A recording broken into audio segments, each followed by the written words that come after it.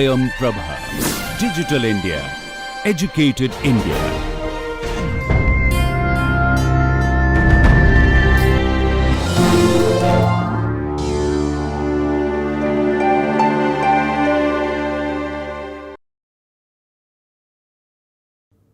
Welcome back.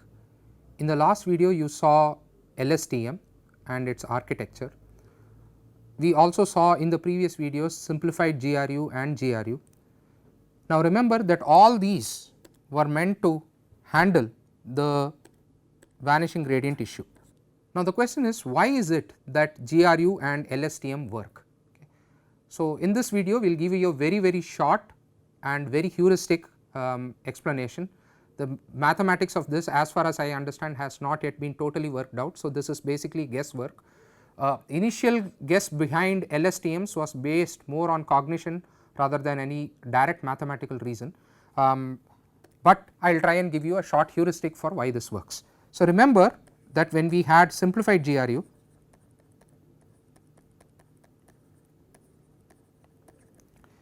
our expression was HT is some nonlinearity. Let me use an alternate expression. It was actually f times HT minus 1 plus 1 minus f times g, where g was our tan h of zg. Okay. Now this was the expression that we used. Now how does this help the vanishing gradient issue? Now remember, why was it that the gradient was vanishing in the first place? Remember, you can sort of think of this as if this is a weight matrix, and if this weight matrix multiplies with itself multiple times through multiple layers, your eigenvalue when it is raised to the power n, and if it is less than 1, it can actually go to 0. That was the basic problem. When this goes to W n, it went like lambda power n, as I explained in the gradients video. Now how does this term help? Notice that when this is W, this vector or this matrix can be approximated as if it is the identity matrix minus W. If this goes as W, again remember all this is very heuristic, if this goes as W, that becomes I minus W. So if this number is small, this becomes correspondingly large. If this is 0.01, that becomes 0.99. So in some sense this term and that term balance out. More importantly, this plus is what makes things work. Why does this plus make things work? Because you can now visualize this as if, you might recall this from Dr. Ganapathi's videos, this is nothing but the architecture of ResNet, and there whether it was ResNet or whether it was AlexNet and several other cases, you actually saw that there is an alternate pathway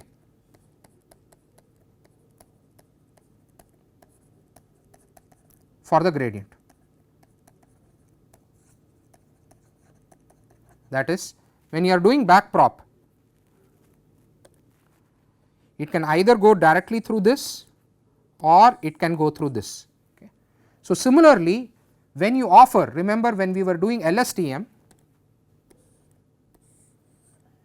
we had one pathway through HT minus 1, we had another pathway, and this was the reason why we drew the figure, through CT. Okay. So this alternate pathway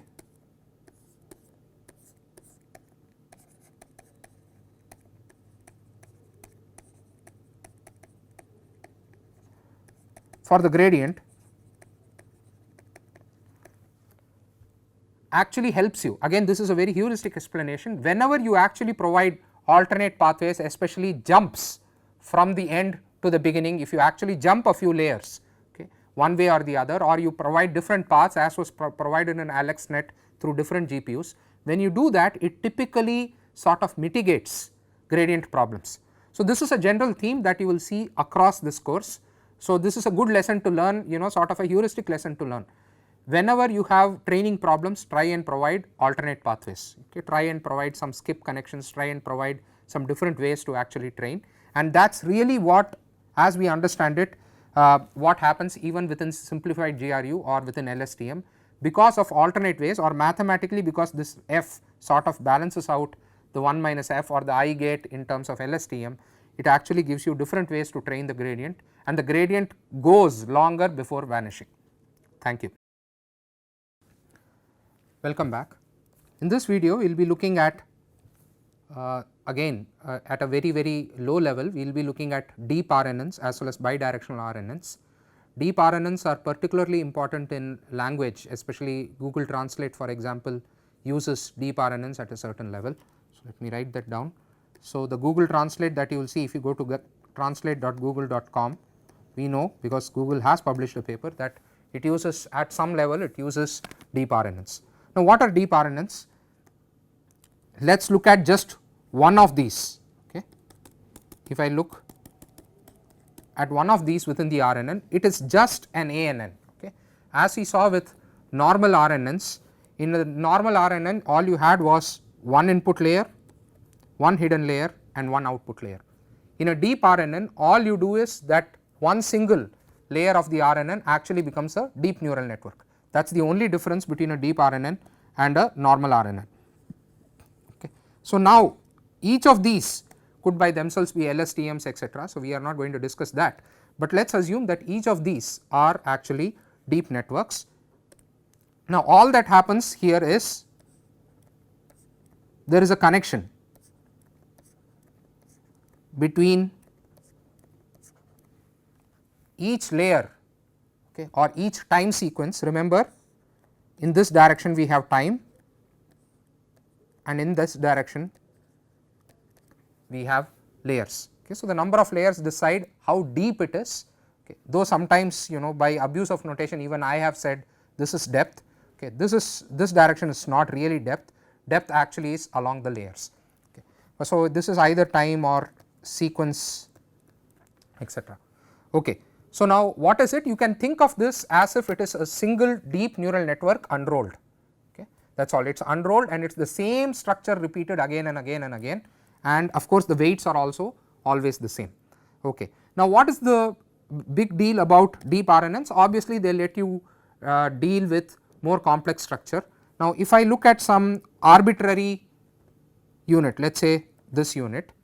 So, let us say this represents level 1, this represents level 2 and this represents level 3, this of course is y hat, okay.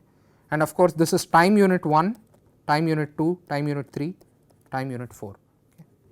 So, if I look at some element, let me say this element. Okay. So, let us draw that element now. This is the one I am looking at right now. Okay. So, this is H, this hidden unit, this is time sequence. Let us denote time sequence as T, and by superscript let us give the level, this is 2, or in general this is going to be L. Okay. So, in this specific case this element would be H 3 2. Okay. Now, what comes in is the previous one. Now, as you can see, time decreases here. So, this is H t minus 1 at the same level, and what comes in from below is instead of x, which is what used to happen in a normal single hidden layer RNN, in this case in a deep RNN what is below is actually H itself, t minus 1, oh sorry, t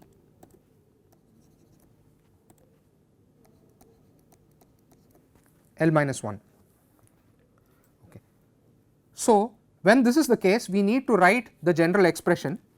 Remember, our general expression would be H t L,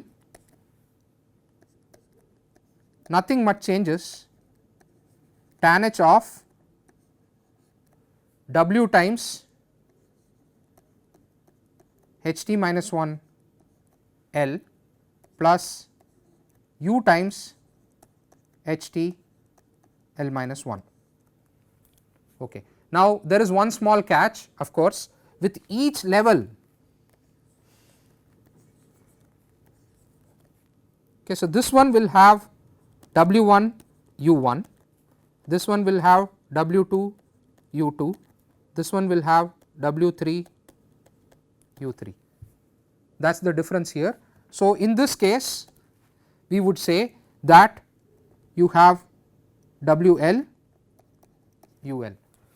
So, instead of one single W and U, which is what we used for an RNN or a normal RNN, you will have multiple Ws and multiple Us. That is the only difference between a deep RNN and a usual RNN. Now, the other thing you can see is, of course, when you do back propagation through time or any back propagation, it can get fairly complex, because the gradient pathways are multiple. To go from here to here, you could go this way, you could go this way, you have all sorts of ways. This is basically what TensorFlow and things like that actually make a little bit easy. They will draw a graph of what the dependencies are of each thing on everything else, and they will automatically calculate the gradient for you.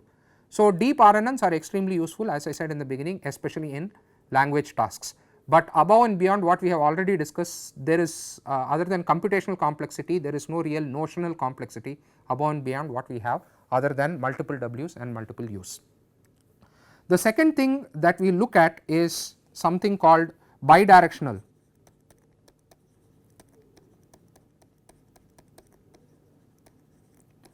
RNNs. Sometimes you might even find the term by LSTM, which simply is a bidirectional RNN using LSTMs rather than the usual RNN. These might be deep or not deep, it really does not matter. Now, what are these for? These are for tasks that actually are sequential, but the sequence can go both backward and forward. That is, not only does the future depend on the past, so to speak, but the past also depends on the future. Now, what would be an example of that? Let me give you a very, very simple example, though you can think of several things even in engineering problems. I will come back to that. So, suppose I write something of this sort, okay, and you have a optical character recognition tool, which basically means this is handwritten, and just like we saw with MNIST, you want to recognize a handwritten digit. Similarly, you want to recognize what is this word. Okay. Now, suppose the way usually RNNs will do it is, this will be input 1, this image will be input 2, this image will be input 3, and this image will be input 4. Now, suppose I go only in one direction, okay. It will read S, it will read O, and it will not know whether this letter is T or whether it is F. Okay. So, the probability of this will actually not be known, okay, because you are only seeing that particular letter and the past letters. Now, however, as a human being, if you see and identify this letter as T very clearly, you can actually go back and correct yourself. Okay. In fact, if I am not sure Microsoft editor equation editor uses that, but you can actually see it. If there is now an option in Microsoft equation editor called ink, where you can write things by hand, it will actually go back and correct what it said before. So, if I actually read both backward and forward, okay, this is usually how we read even with our eyes. We sort of guess what the middle letters are based on what happens at the end. In such cases, you will need a bidirectional reading. Okay. That is, you will go this way, read it, you will go that way, read it, and sort of the joining of these two is what tells you what each letter is. It is not only what happened in one sequence direction or the other sequence direction. Okay. So, you can in fact see this even in the sensor problem that I told you about. Suppose you want to guess whether a person is sitting or not, and you are right at the beginning of a signal. If you go back and look at that video, you will see signals like this, but if I am right at the beginning of the signal, how do I figure out what it is a part of? At the beginning, you actually have to guess by what happens in the future to see what the meaning of the first term is. So, this is also an example, even though we did not really use bi LSTMs there, but typically this is a good use case there too. Okay. Now, how do we actually do bidirectional LSTM? It is a small tweak over the usual RNN. So, let us look at a figure.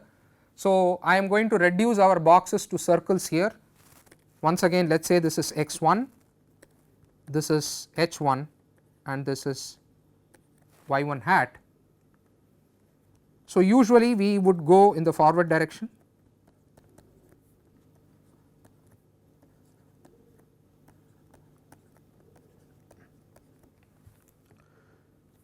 and you would usually write something like ht vector is, let us say, tan h, of W h t minus 1 vector plus u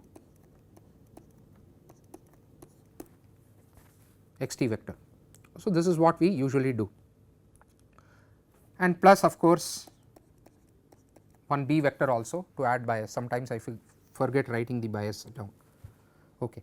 Now, what we do when we are doing bidirectional LSTMs or RNNs is add an additional vector. Remember, x1, x2, x3 are fixed, these are simply our inputs. If you look at the soft word, this would be S, this is O, this is F, and let us say if you have x4, that would be T. But I have a choice on what I can do for the hidden unit. Okay. So, not only do I add a forward vector, I add a reverse vector also, and I will say h t in the reverse, we will draw the opposite vector, is tan h. Now, h 2 will not depend on h 1, but it will actually depend on h 3, the h 2 reverse vector. Okay, so, this I will say is W, we will call this W forward, call this W reverse, even though these are not vectors, you can add additional weights, h t plus 1 vector plus u remains, you add another correction factor here plus B inverse vector. Okay. So, now you have added 3 new parameters. This is just like what we did with LSTMs. This is forward parameters, even though these are not vectors, I have called them forward just for you to see it. You have inverse parameters. Okay. Now, what about y? If I look at yt, now yt will take an input not only from here, but also from here.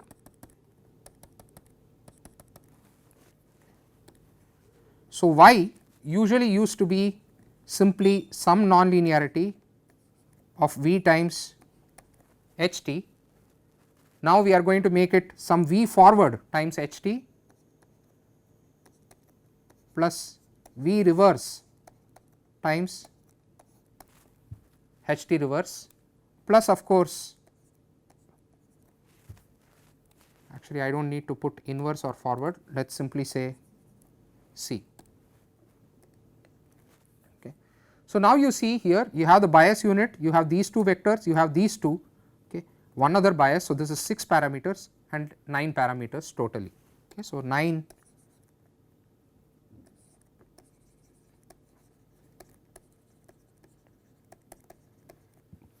So, both in reading documents, figuring out speech, okay, sometimes you can figure out what I am saying after I say a few words. Okay. So, even translation actually requires a bidirectional task. Okay.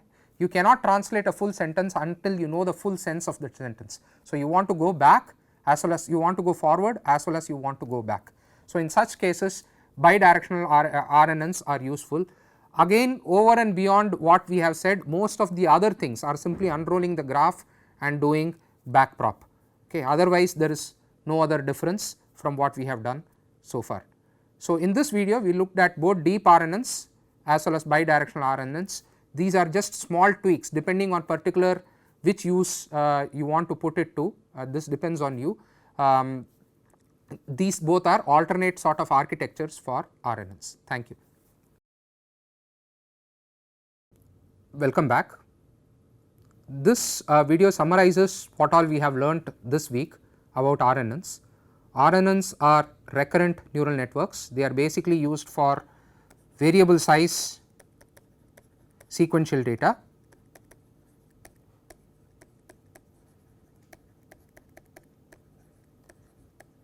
In engineering problems, whenever you have time series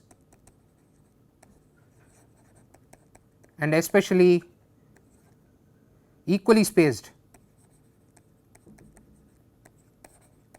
temporal data,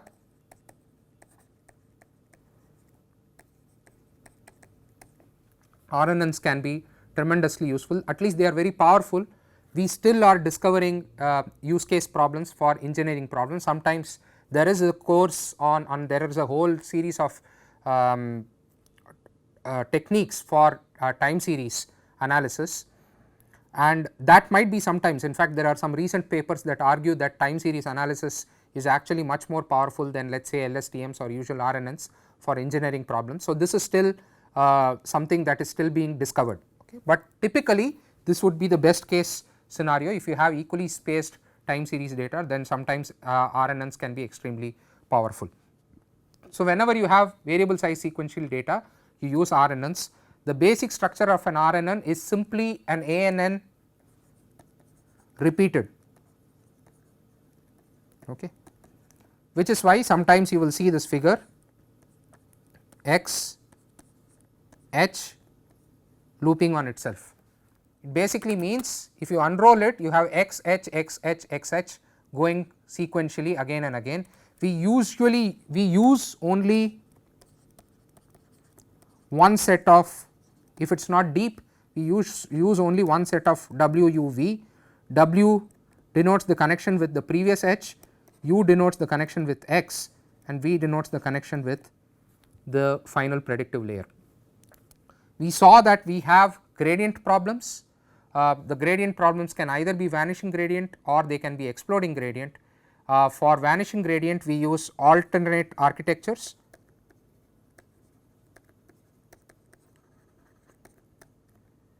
specifically GRU and LSTM,